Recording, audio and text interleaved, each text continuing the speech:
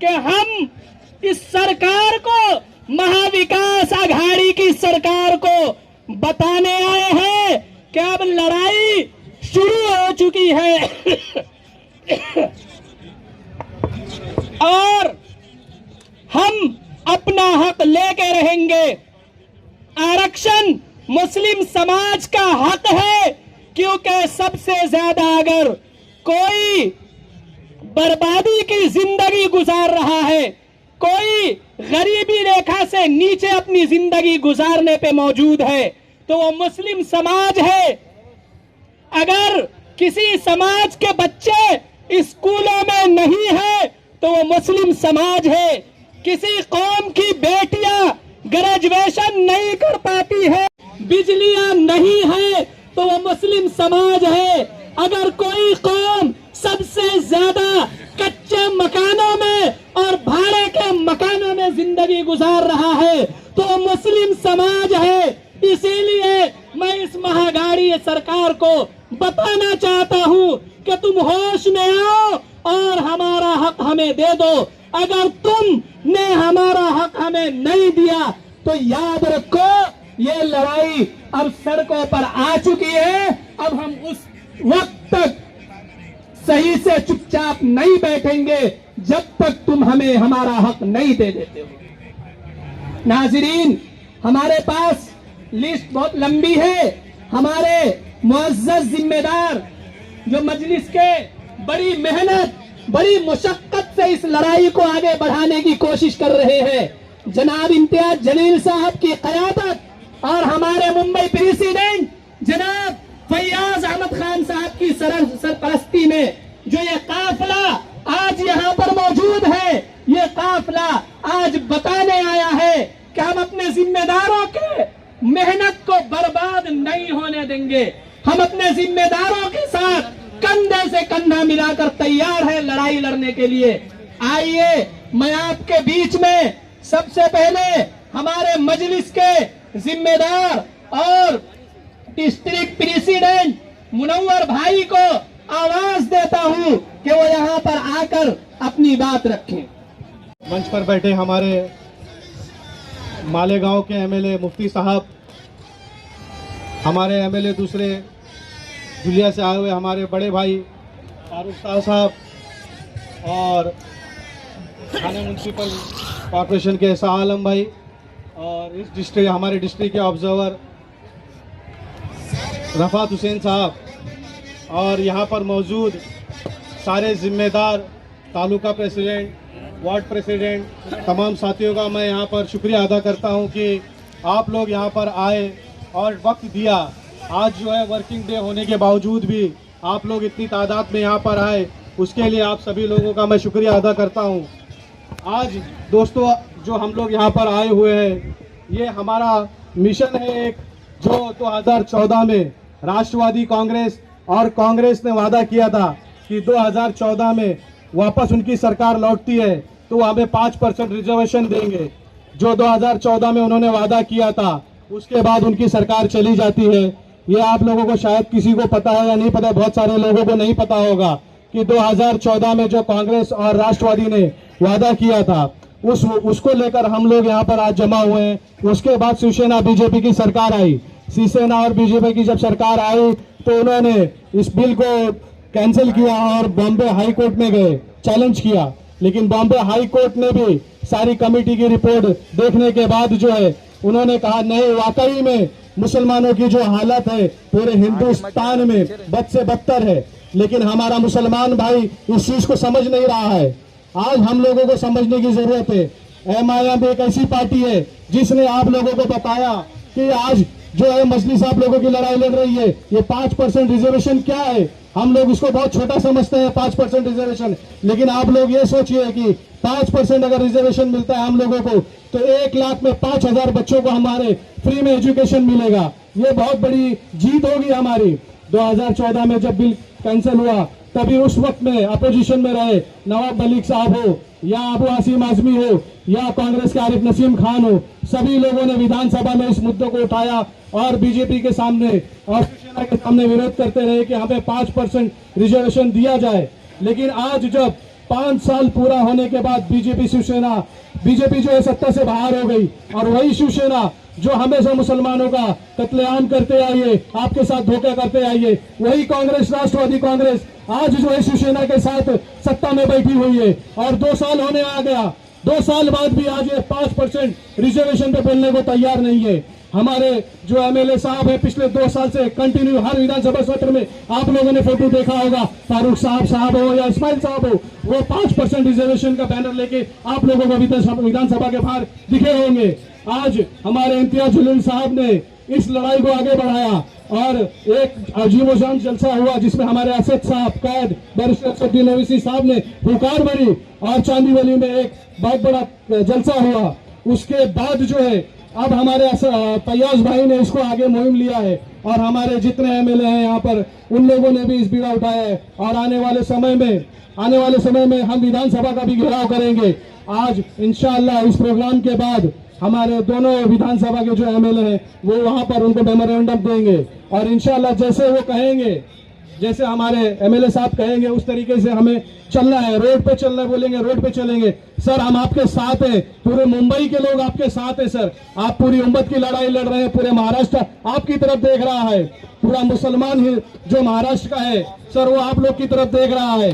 अब मैं चाहता हूं कि सर आप लोग जो है विधानसभा में जिस तरीके से लड़ रहे हैं हम उसी तरीके से रोड पर लड़ेंगे। अगर विधानसभा उनका है तो रोड हमारा है, हम रोड को जाम करेंगे, इंशाअल्लाह रोडों पे उतरेंगे और आने वाले नस्लों के लिए हम इंशाअल्लाह काम करेंगे।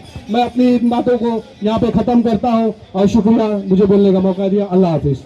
जितने भी भाई आए, हमारे जो मुंबई अध्यक्ष फैयाज अहमद साहब है और जो हमारे औरंगाबाद से एमएलए साहब आए हैं, उन सब का तहे दिल से शुक्रिया अदा करते हुए मैं ये कहना चाहता हूँ कि ये हमारा आरक्षण लेने का रिजर्वेशन 5%, सिर्फ 5% आरक्षण लेना नहीं है, हर मुसलमान को जागरूक करना है कि हम इकट्ठा होंगे तभी हम कुछ कर सकते हैं। इस मुसलमानों की एक ही खराबी है कि वो एक दूसरे की टांग खींचने में रहते हैं। अगर आप इकट्ठा हो जाएंगे तो इंशाल्लाह ये 5% आरक्षण नहीं, जो चीज़ मांगेंगे वो इंशाल्लाह मिलेगा। आरएसएस 5%, 3% रह के भी वो अपना हिस्सा ले सकती है, तो क्या 35% मुसलमान आरक्षण नहीं ले सकता है क्या? तो मेरा इतना ही कहना है कि हर एक मुसलमान, जितनी हमारी माँ बहनें लेडीज आई है, उनका मैं तहे दिल से शुक्रिया करता हूँ। आगे भी इंशाल्लाह ऐसी आरक्षण के लिए लड़िए और ये मंत्रालय नहीं, कहीं पे भी बुलाएंगे भैया साहब, हम आएंगे और सिर्फ आरक्षण के लिए हिस्सा लेंगे। जो केस बनना है वो केस बने, लेकिन ये आरक्षण के लिए हम लड़ते रहेंगे। नारे तकबीर, नारे इस्लाम। अस्सलाम वालेकुम। आप इस तरीके की बातें ना कीजिए। पर्सनल फोन आते हैं, पर्सनल कॉल्स आते हैं, तो आप पर्सनल क्यों कर रहे हैं? आप बोलिए ना हमें, क्या आपको डर है? हमारी एक रैली हुई है, सब बाहर निकल के स्टेटमेंट देने के लिए कि हम तो ला रहे हैं, हम तो ला रहे हैं। तो कब लाओगे भैया? 2024 में लॉलीपॉप दोगे? अल्हम्दुलिल्लाह सब लॉलीपॉप, मटन चिकन खाने वाले मत दीजिए। आपका लॉलीपॉप हमें नहीं चाहिए। आपने जो वादा किया है उस वादे को पूरा कीजिए। आज हमारी आवाज, हमारा कायद हमको ऐसा मिला है जो बाबा ने ढोल बोलता है, जो आंख में आंख मिला के बात करता है। ऐसे हमारे नकीब मिल्लत बैरिस्टर असदुद्दीन ओवैसी साहब जो हर महाज पे खुल के बोलते हैं, चाहे मॉब लिंचिंग को, चाहे ट्रिपल तलाक हो। कौन मुस्लिम लीडर आवाज उठा रहा है? जिनको आवाज उठाना चाहिए वो अंदर बैठे हुए हैं। संविधान की बात करने वाला, संविधान का रास्ता दिखाने वाला है, कौन वो शख्स है? वो हमारे नकीब मिल्लत, हमारे सदर मोहतरम जनाब बैरिस्टर असदुद्दीन ओवैसी साहब है। ये लोग इल्जाम लगाते हैं कि भाजपा की बी टीम है। मैं तो करता हूँ कि हाँ हम बी टीम है। बी टीम बिस्मिल्लाह पढ़ने वाली टीम, बी टीम बाबा साहब अम्बेडकर को मानने वाली team, B team barrister Asaduddin Owaisi को मानने वाली टीम, बी टीम बब्बर शेर अकबरुद्दीन ओवैसी की टीम।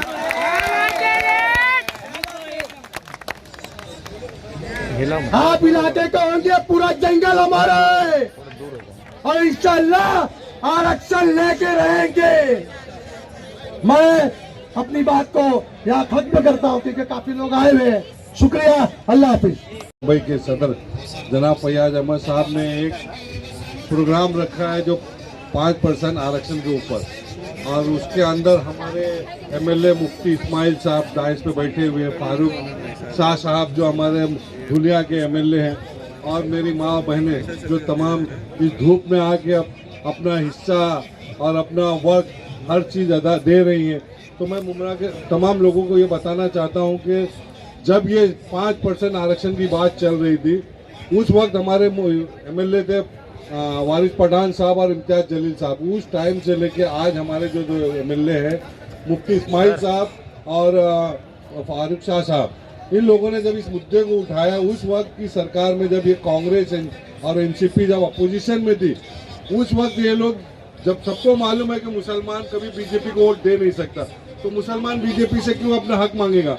हम तो हमारे जो हमारी पार्टी जो इसको मुसलमान वोट देते थे आज से 70 साल से कांग्रेस को दिया करते थे, उससे वो लोग जब हमारा हक नहीं दिला सकते, बताइए तो हम किसको वोट देंगे।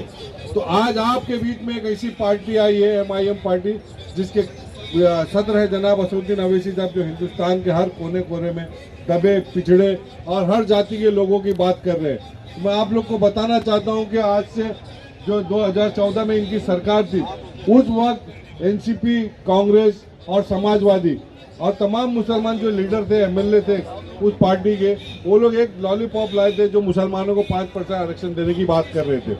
आज जब ये सत्ता में है, जिस तरीके से सेंटर के अंदर नरेंद्र मोदी सरकार जो चल रही है, उनको जो चीज़ भी लाना है, जो भी वो पास करना रहता है, उनके पास इतनी गिनती है कि वो किसी की ज़रूरत नहीं मानते और वो अपना पास करा के ले आते। तो आज जब शिवसेना, बीजेपी, शिवसेना है, कांग्रेस है और एनसीपी, ये तीनों मिलकर सरकार चला रहे हैं, तो आज इनको क्या जरूरत पड़ गई, क्यों नहीं दे रहा? हमारा आज 2.5 साल हो गए इनको सरकार चलाते हुए, अभी तक इन लोगों ने कोई आज जाके नवाब मलिक साहब अभी 2 दिन पहले हाउस में कह रहे कि अभी इसमें कानूनी कार्रवाई, कानूनी सिस्टम बना।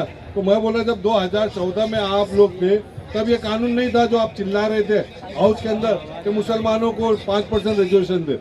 आप तमाम को मालूम है कि जिस तरीके सुप्रीम कोर्ट का कहना है कि मुसलमान जिस हालात में आज जी रहा है, उनको जरूरी है कि उनको ये दिया जाए, आरक्षण दिया जाए।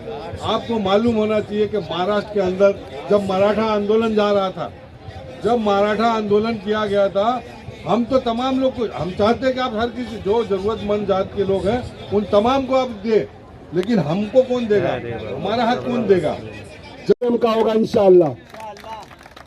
आप लोग से मेरे को गुजारिश है मेरे दोस्तों कि आज कुछ नहीं, आज तो ये अभी खाली हमारे एमएलए साहब यहाँ बैठे हुए हैं, बात रखेंगे, उसके बाद हम लोग को रोड पे उतरना है।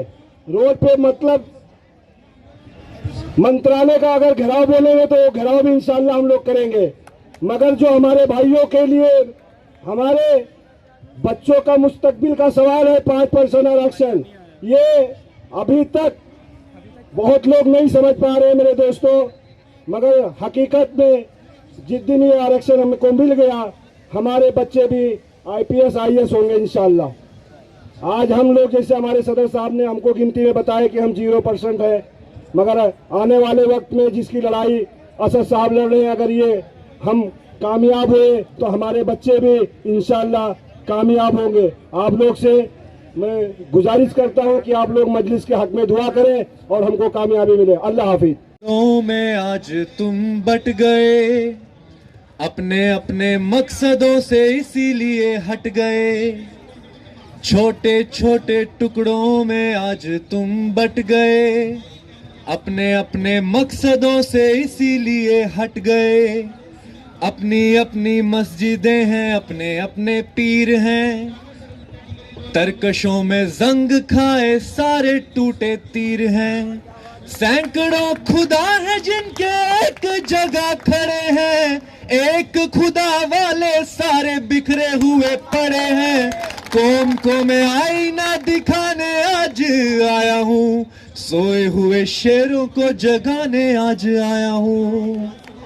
कभी साहिलों पे कश्तियां जलाई थी, तुमने अपने बाजुओं की तलवारें बनाई थी, दुश्मनों को किसने जंगे बद्र में पछाड़ा था, कौन था वो जिसने दरे खैबर को उखाड़ा था, वो तुम ही थे, मैं ये तुम्हें बताने आज आया हूँ, कौम को मैं आईना दिखाने आज आया हूँ। राहत इंदौरी साहब का एक शेर है कि जो तौर है दुनिया का उस तौर से बोलो, पैरों का इलाका है जोर से बोलो। इसमें मैंने जब इसको स्टडी करने के लिए, मैं जम्मू कश्मीर से हूँ, मैं डॉक्टर हूँ यहाँ पे, और 10 साल लगभग होने लगे हैं इधर माशाल्लाह, और जहाँ मुसलमान भाई हैं अपने, सब हमारे भाई हैं, सबसे एक दर्द होता है दिल में। तो जब मैं स्टडी करने बैठा, एक महमूदुर रहमान कमेटी जैसे सचर कमेटी हिंदुस्तान के लिए थी, वैसे महाराष्ट्र के लिए महमूदुर, बहुत कीमती बात है, सब ध्यान से सुने, तो ना ही देखे तो बेहतर ही होगा इंशाल्लाह। महमूदुर रहमान कमेटी बनाई गई जिसमें महाराष्ट्र के मुसलमानों का सोशल, एकेडमिक और इकोनॉमिकल कंडीशन स्टडी करने के लिए कमेटी थी। मैं ये स्टडी करते करते करते लगभग मेरी काफ़ी पूरी रात बैठा, लेकिन मेरी आंखों में आंसू आ गए ये देख के कि हमारे ही भाई इस हालात में यहाँ रह रहे हैं। और कोई ये हमारे भाई ने सच कहा कि जो अपने आप का हालात बदलना ना चाहे तो अल्लाह भी उसका मदद तभी करेगा, हरकत करोगे तो बरकत होगी इंशाल्लाह। आज हमारा यहाँ आना इस चीज़ की निशानी है कि हम जाग रहे हैं। महाराष्ट्र के अंदर आबादी टोटल जो हमारी यहाँ की है वो है लगभग 12 करोड़ की आबादी है महाराष्ट्र की, जिसमें 1 करोड़ 30 लाख मुसलमान हैं। समझ आई? 12 करोड़ में ये according to the documents I am telling you, 1 crore 30 lakh मुसलमान हैं, जिसमें शहरों में जो रहते हैं, मुंबई सिटी, पूना सिटी, शहरों में रहने वाले 75 लाख हैं, और जो गांव में रहते हैं वो लगभग 55 लाख हैं, 55 लाख। ठीक है, क्लियर हो गया। अब जो शहरों में रहते हैं, शहरों में रहने वाले लोगों में 58% वो हैं जो झोपड़पट्टी में रहते हैं, जिनके पास रहने के लिए ऐसी सुविधा नहीं है। और जब इस चीज को पूछा गया लोगों से कि ऐसे मुसलमान झोपड़पट्टी में रहते हैं, आप कुछ करिए, तो इसका जवाब ये दिया गया बड़े जिम्मेदार लोगों के द्वारा कि आज़ादी के बाद सबसे ज़्यादा फसादात जो हुए हैं वो महाराष्ट्र में हुए हैं, कम्युनल वायलेंस जिसको हम कहते हैं, जिसकी वजह से मुसलमान जब प्रेफर करते हैं कि हम अपने मुसलमानों के बीच में ही रहें, इसीलिए वो झोपड़पट्टी में रहते हैं। तो हम क्या करें? तो आप तो सरकार हो यहाँ की, अगर वो वहाँ रहते हैं तो आप उनको भरोसा दिलाओ, यकीन दिलाओ कि हम आपकी हुकूमत है, हमारी जिम्मेदारी है हर एक सिटीजन का ध्यान रखना। आप क्यों वहाँ झोपड़पट्टी में घुस रहे हो? हम आपको सरकारी ज़मीनों पे प्लॉट बंदी करके देते हैं, अपने अपने घर बनाओ। ये सरकार ये चीज़ कर सकती थी, ये कहने के बजाय कि आप डर के वहाँ रह रहे हो। राशन कार्ड जो हमारे सिर्फ 26 लाख लोगों के पास राशन कार्ड है, और किसी के पास राशन कार्ड ही नहीं है। राशन कार्ड होना एक बहुत अहम चीज़ है। राशन कार्ड जिसके पास होता है उसको सरकारी नौकरियां मिलती हैं, उसको फूड बहुत कम रेट पे मिलता है। इसके लिए भी किसी ने आवाज़ आज नहीं उठाई। उसके बाद जो सबसे चौंका देने वाली बात यह है कि जो बस स्टॉप होते हैं ना, जो बस स्टॉप होते हैं वो मुसलमानों के इलाकों से 1300 मीटर दूर, लगभग 1.5 किलोमीटर दूर बनाए जाते हैं। जब ये चीज स्टडी करके जिम्मेदार ट्रांसपोर्ट के लोगों को पूछा गया कि बस स्टॉप मुसलमानों के इलाके से इतनी दूर क्यों है कि हर मुसलमान को, बेचारे बच्चे होते हैं, 1.5 किलोमीटर चल के जाना पड़ता है, तो उन्होंने ये जवाब दिया सामने से कि मुसलमान जो हैं वो सोशली थोड़े डिस्टर्ब कर देने वाले लोग हैं, वो माहौल खराब करते हैं, इसलिए हम प्रेफर नहीं करते वहां पे बस स्टॉप बनाना। ये हमारे हालात आज। अगर इतना है तो आप हालात सुधारने के लिए कुछ करो। जेलों के अंदर 27% जो लोग टोटल जेल में, उसमें 27% मुसलमान हैं। क्यों? क्योंकि उनको टारगेट किया जाता है। कहीं चोरी होती है, सबसे पहले पूरी मोहल्ले के मुसलमानों की लिस्ट निकलती है, इन पे शक है, इन पे शक है, बाकी बाद में। इस चीज को समझने की जरूरत है। डंपिंग यार्ड्स आप देखोगे मुसलमानों के इलाके में है, हर मुसलमान के इलाके के एंट्री पे और एग्जिट पे पुलिस स्टेशन है। ये हम लोग यहाँ पे कमजोर पड़ गए इनको एहसास दिलाने के लिए कि हमें जरूरत है हमारे हक की। हम चुप करके बैठे रहेंगे, कुछ कहेंगे नहीं, तो ये लोग आके कुछ भी करेंगे। अब मुझे एक और शेर याद आ गया, मैं इससे अपनी बात को खत्म करूंगा इंशाल्लाह। वो शेर है कि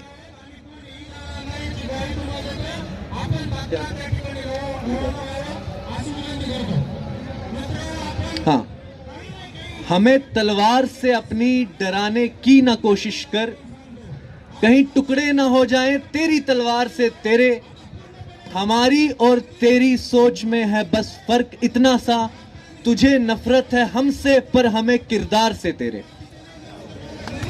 बस मैं अपनी बात यहाँ खत्म करता हूँ और एक लास्ट की एक चीज फिर बोलता हूँ, जुनून फिर से इंशाल्लाह आएगा। आप मेरा साथ देंगे और कहाँ साथ देंगे आपको खुद समझ आ जाएगी इंशाल्लाह। ऐ वतन तेरा इशारा गया, हर सिपाही को पुकारा गया। ऐ वतन तेरा इशारा गया, हर सिपाही को पुकारा गया। है जमीन साथ आसमान साथ, भाइयों उठो करो बुलंद हाथ। यूं कहो बुलंद सुने सारा जहां, नाराए तकबीर, नाराए तकबीर, नाराए तकबीर, नाराए तकबीर। अस्सलाम वालेकुम। कह के आ, घबराए नहीं, हालात बदलने वाले हैं। दिल से कह के आ, घबराए नहीं, हालात बदलने वाले हैं। जो कांटे बन के आए थे, जो कांटे बन के आए थे, वो लम्हे टलने वाले हैं, वो लम्हे टलने वाले हैं। और एक आखिरी शेर मैं पढ़ता हूं कि मजलूमों की आहों ने अब शोलों की अदाएं पहनी है। मजलूमों की आहों ने अब शोलों की अदाएं पहनी है। ये जाल तो बस सैयादों के अब सड़ने गलने वाले हैं। ये जाल तो अब सैयादों के अब सड़ने गलने वाले हैं। हिम्मत ही नहीं तूफानों में, हिम्मत ही नहीं तूफानों में, जज्बों को हमारे छीन सके। जोरदार नारा लगाइएगा इस शेर के बाद कि हिम्मत ही नहीं तूफानों में, जज्बों को हमारे छीन सके। जितना हमसे उलझेंगे हम और मचलने वाले हैं, हम और मचलने वाले हैं। मैं 2-3 नारा लगाता हूं, आपको हक हमारा हम लेके रहेंगे, है हक हमारा हम लेके रहेंगे, हम छीन के लेंगे, देना होगा हर हाल में लेंगे। इसी के साथ मैं मालेगांव के हमारे चाले तक उनको मौसर नहीं होता है। क्यों नहीं होता है? सिर्फ यही वजह है कि हम मुसलमान हैं, मुसलमानों का जो कसूर है। अगर आप देखेंगे, आप जाके सर्वे उठाइए, पूरे भारत में 31% मुसलमान बिलो पॉवर्टी लाइन है। तो इस मुसलमानों का पिछड़ा होने का कौन जिम्मेदार है? मैं साफ साफ कहता हूँ, महाराष्ट्र गवर्नमेंट सरकार है और केंद्र सरकार है। वक्त कम होने के नाते मैं ज्यादा नहीं बोलूंगा, आपसे एक शायर कह के विदा लेता हूँ। मैं तो खुशबू हवाओं में बिखर जाऊंगा, तुम कहाँ जाओगे मेरी राह में कांटे बिछाने वालों। थैंक यू जावेद भाई। काम करें लड़ी भाई, आप क्या कहना चाहेंगे? इसमें यही है जो कमेटी बनाई गई थी 2018 अपना 8 में स्टडी करने के लिए economic development and all other criterias of Muslims living in Maharashtra. उसके मुताबिक तो बहुत ही बुरा हाल है। एक तो ये जिस्ट इसमें ये है कि SC और ST जो होते हैं, वो जो शेड्यूल्ड में लिस्ट में आ गए हैं SC ST, उनको इसलिए उसमें रखा गया क्योंकि वो डिजर्व करते हैं, बैकवर्ड है। पर यहाँ पे अर्बन एरिया में महाराष्ट्र में रहने वाले मुसलमानों की हालत SC और ST से भी बदतर है, ये बोला गया है। तो डिजर्विंग तो है 100%। उसके ऊपर से जब हमें उम्मीद दी गई कि आपको मिलेगा 5%, तो फिर उसके बाद गवर्नमेंट को बहुत जल्द से जल्द इस पर करना चाहिए था काम, जो कि अभी तक नहीं हुआ है। फयाज भाई मुंबई का ये प्रोग्राम है, मुंबई प्रेसिडेंट के हैसियत से आपने ये प्रोग्राम रखा है। हमें ये बताइए कि अहम आदमी वारिस पठान है जो पूर्व MLA थे, और आपकी महिला अध्यक्ष रिजवाना खान, वो क्यों एब्सेंट है यहाँ पर? क्या वो आपके साथ नहीं है? क्या मुंबई में जो आपकी टीम है उसमें कुछ दरार है? इसके बारे में बताइए। देखिए, कोई दरार नहीं है। हम सभी के वर्किंग डे है, यूपी भी चल रही, वहाँ पे भी लोग जा रहे हैं। मुद्दा बड़ा है जी। मुद्दा तो यहाँ है, पर मुंबई का प्रोटेस्ट है। मेरा भाई चचा जैन साहब भी आज औरंगाबाद में है। मालेगांव से आपके एमएलए आ रहे हैं और यहाँ वाले दो आपके अधिकारी जो दो महिला पोस्ट है और जो वो एमआईएम के जो स्पोक्स पर्सन है, नेशनल स्पोक्स पर्सन वारिस पठान की गैर हाजिरी का क्या मतलब निकाला जाए? देखिए, वारिस पठान नहीं है मुद्दा, यहाँ पे 5% रिजर्वेशन है जी। ये मुद्दा सबको इक्वल वो राइट्स नहीं है। चाह रहे वारिस पठान जी के? बिल्कुल चाह रहे हैं वो लोग, क्यों नहीं है? क्योंकि मौजूद होना तो चाहिए बात भी ना। आपकी इनविटेशन दिया आपने उनको? उनको शामिल होना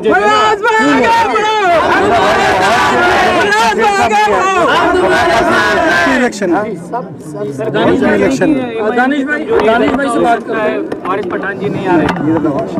दानिश दावत जी से बात, क्यों एमआईएम ये मुद्दा उठा रही है? इसलिए उठा रही है कि या 2-3 हमारे डायरेक्शंस हैं, या तो इंस्टेंटली ये 5% रिजर्वेशन मिले, क्योंकि हमारा भी पिछले गुज़श्ता हफ्तों में एक जलसा हुआ था जिसमें हज़ारों लोग आए थे, सबको पता है, जहाँ एलानिया तौर पे पूछा गया कि आप में ग्रेजुएट्स कितने हाथ उठाओ, मुश्किल से 10 या 12 लोगों ने हाथ उठाया। हज़ारों में 10 भी नहीं है ग्रेजुएट। लिटरेट बोल के हम धोखा खा जाते हैं। लिटरेट 78% महाराष्ट्र मुसलमान लिटरेट है। लिटरेट का मतलब होता है जो साइन कर सकता है, लिखना पढ़ना जानता है, दैट्स इट। उसके ऊपर भी साक्षर कमेटी ने कहा कि 78% लिटरेट नहीं है। वो जब टच में नहीं रहते हैं लिखने पढ़ने के, तो वो वापस से लिटरेट कैटेगरी में चले जाते हैं। क्यों? और जब स्कूल छोड़ने के कुछ सालों बाद वो इलिटरेट हो जाते हैं। तो हमें एजुकेटेड चाहिए, हमें लिटरेट मुस्लिम्स नहीं चाहिए। एजुकेटेड मुसलमान वो है जो ग्रेजुएट है, और वो सिर्फ 3% है। में हाईकोर्ट में आया था, Exactly, हाँ। रिपोर्ट जो 2013 में आई थी तब हुआ था। आज एक्चुअल अचानक मुंबई बिल्कुल, ये तो प्रैक्टिकल बात है। महाराष्ट्र में एमआईएम जो है पूरे इंडिया में 5% रिजर्वेशन की बात महाराष्ट्र की क्यों उठा रही है? इसलिए कर रही है चुनाव के टाइम पे। चुनाव के टाइम पे इसलिए कर रही है। हाँ, बिल्कुल पढ़ा है, मैं आपको इसका जवाब देता हूँ। चुनाव के टाइम पे इसलिए उठा रही है। पहले तो हम इनको इतना बड़ा एक ऑफर रखा है कि आप चुनाव 5% रिजर्वेशन दें, हम पार्टिसिपेट नहीं करेंगे। अगर नहीं देंगे तो फिर हम पार्टिसिपेट करेंगे और कोशिश करेंगे ज़्यादा से ज़्यादा तादाद में अपनी सीटें लाने की। जब ज़्यादा से ज़्यादा हमारे बंदे जीत के आएंगे, आप सिर्फ बीएमसी का चुनाव ज़्यादा से ज़्यादा जीत के हमारे बंदे उनको जीत के आएंगे, तो फिर हम खुद इस चीज़ में करेंगे। हम चुनाव के वक्त ही तो ऐसी बात होगी ना, क्योंकि फ्रेश तो ये कह रहे हैं कि एमआईएम जो है मुस्लिम रिजर्वेशन का मुद्दा उठा के पॉलिटिकल माइलेज ले रहे हैं, इस पे क्या कहना है आपका? फैयाज भाई आप बताइए। देखिए, माइलेज नहीं लिखा है वहाँ पर, ये मसला मुसलमानों का है। उसके अंदर 50 जो कैटेगरी है उनको बाकायदा सरकार ने नोम किया है, कोर्ट ने उसको अप्रूवल दिया है, जिसको सरकार ने कहा है 5% मिलना चाहिए। सरकार अब डिनाई कर रही है उसको ना। हमारी मांग है कि जो आपने खुद ने फैसला किया, खुद ऐलान किया, कोर्ट ने उसको दो ना मेरा भाई। अपनी बात कहाँ कर रहे हैं हम लोग, अपना डिमांड कहाँ कर रहे हैं हम लोग? आप दे दो, चुनाव नहीं लड़ेंगे हम। बिल्कुल। और ये बहुत बड़ी बात है, चुनाव न लड़ने का फैसला बहुत बड़ी बात है ये। आज हमको बोलते हो वोट कटवाना, ठीक है ना, आपकी सोच है ना, ठीक है, हम चुनाव लड़ेंगे नहीं ना, आपका वोट मिल जाएगा आपको। तो उसमें से मुसलमान जो है मुकाबला जाती इम्तिहानात में आगे आके अपना हक हासिल कर सकते हैं। तो उस 70% में से अगर 5% मांगा जाएगा तो क्या वो इस तरह से मिलेगा? इसका कोई कैलकुलेशन है, कानूनी आधार है? मेरा भाई, ये हम कहाँ कह रहे हैं, सरकार ने खुद ने कहा है 5% देंगे हम आपको।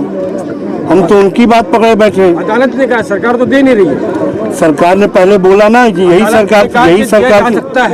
सरकार थी जिसने 5% आरक्षण दिया हमको, दिया ना। हाँ, फिर भाजपा सेना सरकार आ गई, फिर उनकी सरकार आई। सर दिया नहीं, उन्होंने तो झांसा दिया, सरकार ने रिजर्वेशन दिया। वो बोले ना, वो बोले तो झांसा दिया आपको, गलतफहमी किया भाई, झूठ बोला, बोले तो आप। हम तो उनकी बात पकड़े बैठे हुए। अब कोर्ट ने जो बात कही है, 5% की बात की है, उसमें रोजगार को अलग किया उन्होंने। एजुकेशन पर्पस को दे सकते हैं, और एजुकेशन पर्पस के लिए कोई भी क्राइटेरिया नहीं है। हमारी मांग है कि एजुकेशन पर्पस के लिए आप दें। और नवाब मलिक साहब झूठ बोल रहे हैं, बाबाएंगे दोहल झूठ बोल रहे हैं। नहीं, नवाब मलिक साहब ने तो ये कहा कि 50% आरक्षण दिया गया है, कानून के मुताबिक उससे ज्यादा दिया नहीं जा सकता। अब 50% में से मेरा भाई यही नवाब मलिक थे, जब सरकार बनी तो आपने खुद ने आरक्षण की बात की है। कभी बोलो कुछ, कभी बोलो कुछ, कभी तेरा कभी मेरा, ऐसा नहीं चलेगा मेरा भाई। ये जनता है, सुनती भी है, देखती, बोलना जानती भी है, और उनके मुंह जुबान आ गई है, और एमआईएम पार्टी की जुबान आ गई है। अब वो बोलेगी भी, पकड़ेगी भी, और जो है घेरेगी भी आपको। आज मैं तो कह रहा हूँ ना कि एजुकेशन में तो आप हमको, हमारी नस्लों की फलाह के लिए, नई नस्लों की बहबूदी के लिए उनको तो आप ना, अपने लिए कहाँ मांगा, हम अपने लिए क्या मांगा? आधार पे, समाज के आधार पे मांगा जा रहा है, तो मुसलमान के धर्म के आधार पे मांग रहे हैं कि मेरा भाई बात समझिए आप, 50 पसमानदे की बनाई गई कमेटी बनाई गई है, उसमें बहुत से 50 नाम है, उसकी बुनियाद पे महाराष्ट्र स्टेट गवर्नमेंट ने हमको नोन किया है। जो बहुत ही गरीब गुरबा है, एजुकेशन में माशरे गरीब है, उनके तौर पे काम किया गया मेरा भाई, समझे ना। इसके अंदर कोई मजहब के नाम पे नहीं है, सिर्फ मुसलमानों को जो पसमानदा तौर पर हैं उनके तौर पे उन चीज़ों को निशानदेही करने के बाद बाकायदा महाराष्ट्र सरकार ने और कोर्ट ने बात को माना कि वाकई सही बात है और मुसलमानों को एजुकेशन में इसे मिलना चाहिए। अगर सरकार नहीं मानती है तो क्या एमआईएम बहुत ज़बरदस्त तरीके से जुलूस, जलसा या मंत्रालय का घेराव करेगी या कोई एहतजाज किया जाएगा आवामी? मेरा भाई जहाँ तक मुल्क के आइन में जो चीज़ें लिखी हैं एहतजाज के तौर पे, वो सब चीज़ हम करेंगे। हमको चाहिए आरक्षण, नहीं चाहिए, हम जो अपनी बलि दे सकते हैं, हम ये कहते हैं हम चुनाव नहीं लड़ेंगे, हाँ, कारपोरेशन चुनाव नहीं लड़ेंगे, हाँ, इससे बड़ी बात क्या है? नहीं तो कहा जा रहा है कि एमआईएम का खाली जुमला है ये। भाई करके देख लो ना भैया, करके देख लो ना, मान लो ना मेरी बात, मान लो ना मेरी भाई बात, हमारी जो बात कर लो ना मेरा भाई। इम्तियाज जलील ने कहा, गफ्फार काजी ने कहा, ये भी कहा कि असद साहब खुद आएंगे उसका ऐलान करेंगे, उससे बड़ी बात क्या करेंगे मेरा भाई? हाँ, जुमला आप सही कर दो, हमारे जुमला सही करेक्ट कर दो मेरा भाई। हाँ, फिर आगे की रणनीति क्या होगी आपकी?